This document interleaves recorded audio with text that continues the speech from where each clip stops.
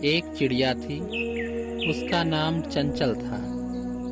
ایک دن کی بات ہے کہ چنچل چڑیا گائے کے پاس بیٹھی تھی اور دانے چگ کر کھا رہی تھی۔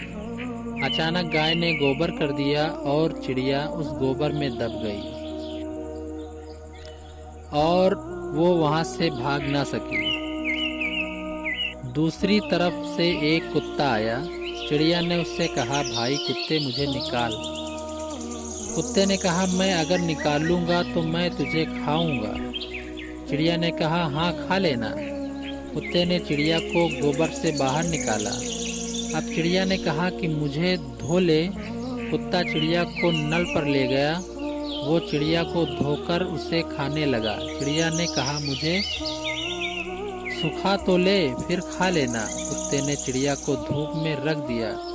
تھوڑی دیر میں چڑیا کے پر سوکھ گئے اور وہ پھر سے اڑ گئی۔